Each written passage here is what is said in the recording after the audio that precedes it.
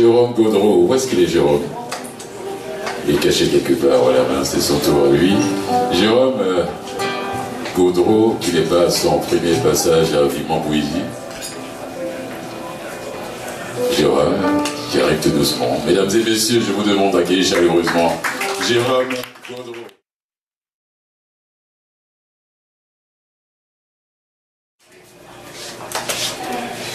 Bonjour.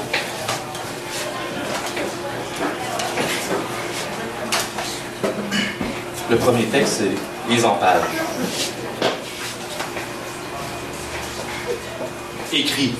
Écrire, sans hurlant cri, seulement qu'avec des mots.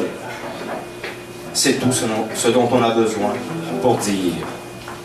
D'abord trié par le regard sourd caché en soi, nous assemblerons ces termes criants afin de vivre.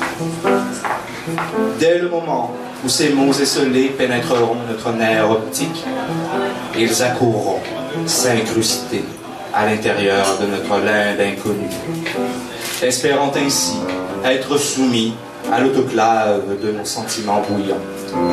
Ces mots, après avoir été enrichis de cris d'âme digérés, pourront prendre le chemin de notre cœur affamé, afin d'y être finement limés par notre raison élimée. S'ensuivra une forte poussée mécanique venant de notre esprit qui libérera de son sommeil cette volcanique main oubliée. Dans le seul dessein d'étaler ces mots, triturés par notre inconscient. De nos expériences passées et polis selon l'entendement du moment, ils reflèteront, lors du jour unique, nos humeurs âgées par la vie. Ainsi, en silence, ils se découvriront heureux par tous yeux, car ce que nous aurons à dire des instants passés sera alors décrit, avec des mots riches et dénués de paroles pauvres, voire futiles. Ils ne pourront qu'avoir plus de richesse qu'en vérité dite. Et la vie s'écrira donc au son d'une puissante main muette. Mise en page.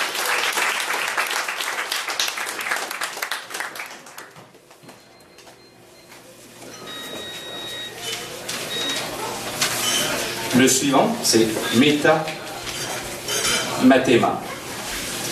Il est l'heure de calculer, simplement par une formule complexe, la somme vraie de nos doutes carrément faux.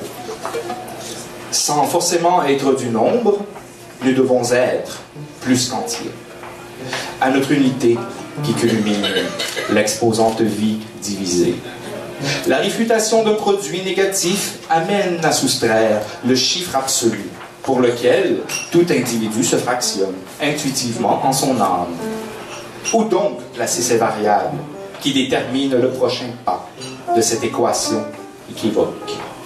L'humain se meut en la matrice, aux multiples solutions vaines et souvent s'y perd sciemment. Car l'ascension de notre cœur à ces cimes mal arpentées nous font oublier ces chemins composés par nos actions pures. Les résultats s'avaleront. Sans ce sommet de connaissance, la vallée se parsèmera de multiples chemins croisés, perdant ainsi l'être absolu, ruiné sans cet accès à lui.